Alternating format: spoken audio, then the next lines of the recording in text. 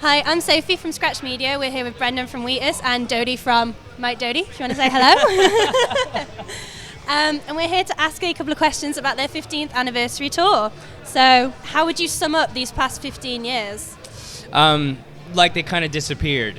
And at this point, having Mike Doughty here is kind of like his music was incredibly influential. When we were making our first record, we put on so many Mike Doughty recordings all the time. It was like constant reference.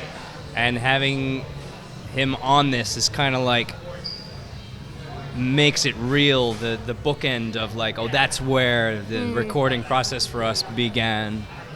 And now we're on the road together, and it's really context for the 15 years are kind of only viewable through that lens at this point for me on this tour. Yeah. So it was a major inspiration, obviously. Major. I wouldn't even call. I would call it a guide. A guru, if you will. Yeah. Yes. What about your kind of sound and your kind of vibe? Because obviously.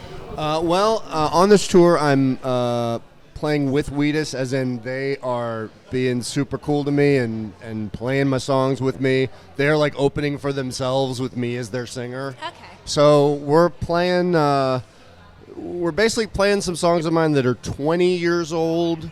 It's 3 songs of mine that are 20 years old and 3 songs of mine that are 1 year old. So there's like a good 19 years of songs in the middle there, but we're like keeping it to the bookends. So even still, you've got this 20 years of this this big album of all these music. Are you still kind of inspired to make music now? Is there still stuff churning? Still going? I mean, I'm constantly writing songs. It's all about the discipline of songwriting for me. Music is my life. It's nice to realize we have that in common, that we are perpetually writing music. Every day, I'd say, pretty much. Yeah. There's some kind of thing that happens. I've been on tour with artists before who are not writers, and there's just a limit to the bond and the understanding that can unfold, and we're not experiencing any of those limits. When I walk into the hallway and he's playing his guitar and writing a song, I'm like, oh, sorry, man, I'll be right back. And a lot of people would just kind of like, they don't know what's going on there. They would maybe screw it up for you. It's always creative, always something going on, which is great. I just want to say one thing, is that the depth of the Wheatus catalog is incredible. Oh, yeah. I mean, there's a tremendous amount of songs. There's the first album, which they're playing, and then there's, another 14 years worth of material. And it's such a great experience because it's all this wonderful depth of songs, and then ending with like the world-crunching, destroying cultural touchstone of Teenage Dirtbag, which is, it's just incredible watching people sing that song. Well, there's this event every Friday night that's only down the road from here, and they play that kind of indie music, and every time that song is played, everyone just screams, I love this song. You're pretty much the voice of a generation, especially with that song. Wow. That's nice. We've all agreed, we're like, yeah, that song made our childhood, for me especially. Grew up listening to that kind of music and that kind of song. How does that feel? The voice you're talking about, I think, is you guys. Honestly, my students, basically, yeah. Yeah, my context and my process for that song being written possibly has not that much to do. Well, it has some fundamental stuff in common with what you guys experience it with, but I think that in some ways it's kind of more satisfying to see that your voice of it, your absorption of it. Because that's what you've done, and literally happens every night when we play the thing. It's like it gets taken away from us in this really kind of pleasant way. It's reaffirming that we haven't kind of wasted our time with trying to do this professionally. It's very reassuring. Can imagine, yeah. When the night ends on Teenage Dirtbag and this huge audience sings along, you could just see everybody's emotional inner core light up and join together. It's fantastic. Do you ever get sick of that song or never playing it? I never have. Well, it's a very difficult song to get right.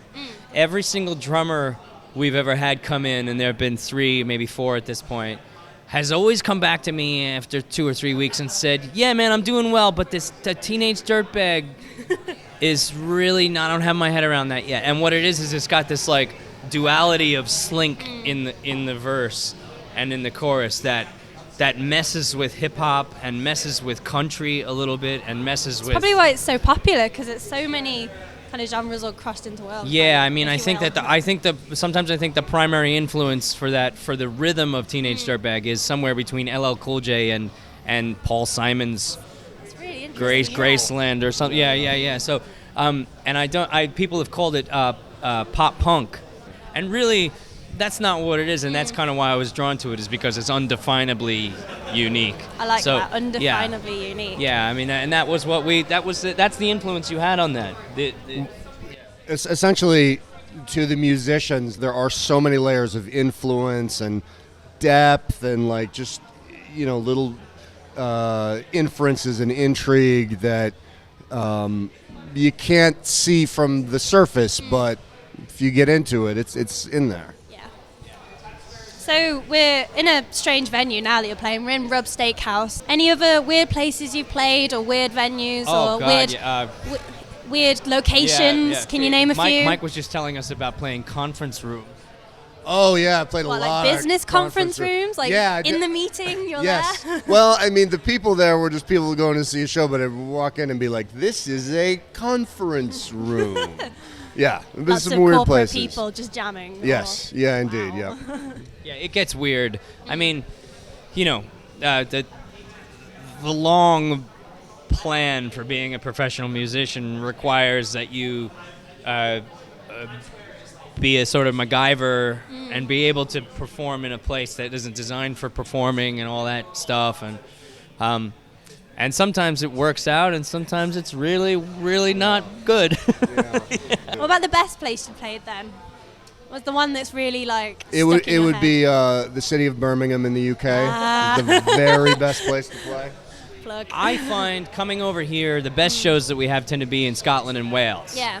Just because there's something about the audience.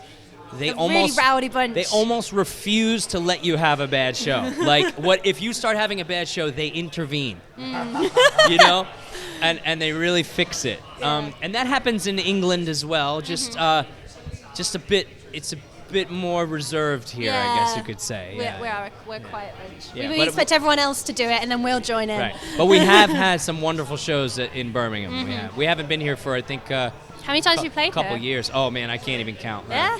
Yeah, over 10 times. Okay, awesome. So what's next?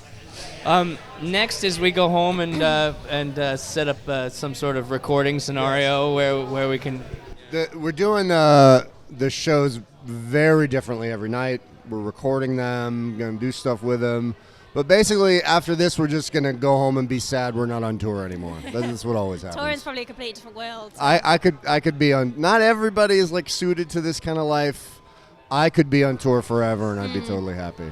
Thank you, guys. Are you ready for my little quiz? So can you name all 5 Spice Girls? Mel B, Mel C. Can you name them by their spice name? Yeah. Baby, sporty, scary, posh, and ginger. I'm so impressed. That's really... All right, correct. I could not have done that. Okay, question 2. Can you name the title of the theme song from Scrubs? I'm No Superman. Bonus point, who's it by? Is it? It sounds like Zach Braff is singing it himself. It's not. It's not. Who is it? It's Laszlo Bain. Oh, I don't know who the hell that is, but no. he's a very great person. Yes. Clearly. Question 3. Now, Thank God think you're back. here. I don't know. Think about the last ever episode of Friends. You watch Friends? Nope. Oh, it's my favourite show. There we go. Yep. We're getting on well. Think about the last line that Rachel says to Ross when she's in that doorway. In the last episode, what does she say? I don't know because I'm really a Joey person. I mean, like the Joey line. It's like my favorite line is, it's a moo point, like a point a cow would make, a moo point. I love that. I'm all about Joey. It's the emotional. I got off the plane. She got off the plane. She was going to go to Paris. Ah, I see. See, so you've got two right. This is going to be your show here. I have no '90s pop culture references. I was buried in a studio. I clearly was not. You might get one. Can you name the character that Heath Ledger played in 10 Things I Hate About You? No. Nope. No, it was Patrick Verona. Patrick Verona? Verona with a V. Oh, Verona. No. Can you name 3 Blink-182 songs? I can. Damn It. Oh, why am I having trouble with the names of them? Matthew, come over here for a second. We need you really quick. Name as many Blink-182 songs as you can really quickly. How much time do I have? 30 seconds, go. What's My Age Again? All the Small Things. Damn It. Carousel. First Date. Online Songs. Roller Coaster. Rock Show. Party Song. Anthem. Anthem Part 2. 9, 8. Oh God. M&M's. Josie. 3, 2. Adam Song. Stay Together for the 1. Kids. Stop. Awesome. Thank you. I was gonna say, Matthew, you won. That was You like won. 15. Can you name the diner where everyone hangs out in American Pie? No. No, I mean, I can remember the Peach Pit from Beverly Hills 90210, but that's about all I can. What is the name of the diner? Dog Ears. Dog Ears? Dog Ears. Dog Ears. See, yeah, Okay. sorry. A lot of It's people fine. think, a lot of Yeah. people have made the mistake that Teenage Dirtbag is in that film, and it is not. It's just the same actor. yeah, it's the but same, yeah. same acting team. Yeah. So, I would say that Dog Ear, it's fine. No Central Park. No Central Perk. Okay, I'll do 2 more. What was the biggest grossing film of the 1990s? oh, it's Titanic, wasn't it? Yes, well done, Titanic. I was gonna say The Matrix, but Titanic. Don't Let Go, Rose. It came close. Finally, which boy band formed first, NSYNC or Backstreet Boys? Backstreet. Backstreet. Backstreet is correct. Well done, guys. I think you only got Thank you. about 4 right, 3 or 4. No, got quite a few right. I wasn't keeping We got score. some right. You got some right, but thank you for joining me. And Wheatus and Doughty will be performing in the O2 Academy tonight. Yay!